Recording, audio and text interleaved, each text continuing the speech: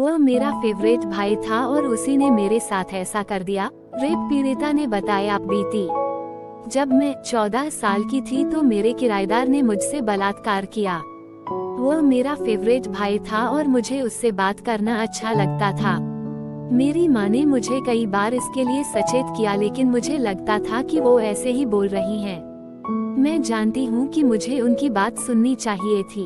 अक्टूबर 2015 का महीना था। दोपहर के समय घर की घंटी बजी थी। मैं घर पर अकेली थी क्योंकि मम्मी पापा और बहन उत्तर प्रदेश किसी शादी में गए हुए थे। स्कूल में मेरा टेस्ट था, इसलिए मुझे रुकना पड़ा था। इसके अलावा घर बंद करके ऐसा छोड़ना हमारे इलाके में ठीक भी नहीं था।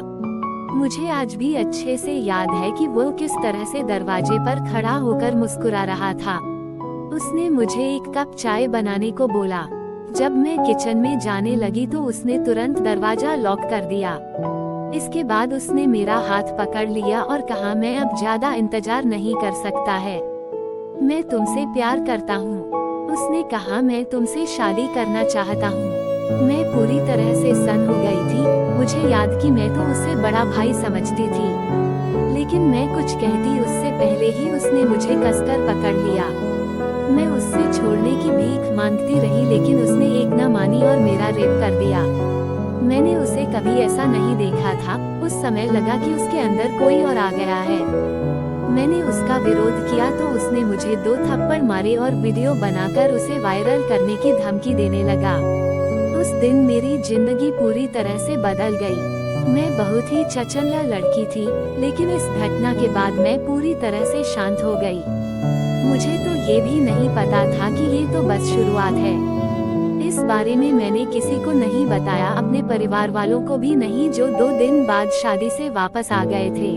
मैं हर तरह से इस बात को छुपाने की कोशिश कर रही थी, लेकिन वे मेरे व्यवहार में बदलाव देख रहे थे। जल्द ही मैंने स्कूल जाना बंद कर दिया। मेरी तबीयत ठीक नहीं रहती थी। मेरे पेट में हमेशा दर्द होता था, लेकिन मैंने कभी नहीं सोचा था कि मेरे पेट में बच्चा पल रहा है।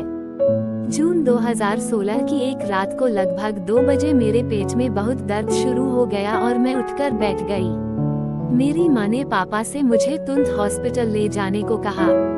वहाँ जाने पर डॉक्टर ने बताया कि मैं 8 महीने से प्रेग्नेंट हूँ। ये बात सुनकर मेरे पेरेंट्स टूट गए और मुझे वहीं पीटना शुरू कर दिया। उन्होंने बच्चा गिराने की बात की, लेकिन हॉस्पिटल वालों ने बताया कि अब बहुत देर हो चुकी है। घर वापस आ गई। अगले दिन सुबह मैंने सुसाइड करने का सोचा, फिर मैं रुक गई और बच्चे के बारे में सोचने लगी। अंत मैंने तय कर लिया और मम्मी पापा को भैया की करतूत के बारे में बता दिया। कुछ दिन बाद उन्हें अरेस्ट कर लिया गया। 1 महीने बाद मैंने एक लड़की को जन्म दिया। वह मेरे साथ 3 दिन रही, जो मेरे जिंदगी के सबसे अच्छे 3 दिन थे। लेकिन अधिकारियों ने उसकी देखभाल करने के लिए सरकार को सौंप दिया। इसके बारे में किसी ने भी मुझसे कोई बात भी नहीं की। सामाजिक कलंक के नाते मेरे माँ बाप ने भी मुझे संपन्न करने को कहा। मैं नाबालिग जरूर थी, लेकिन मैंने उसे जन्म दिया था। इसमें मेरी क्या गलती थी?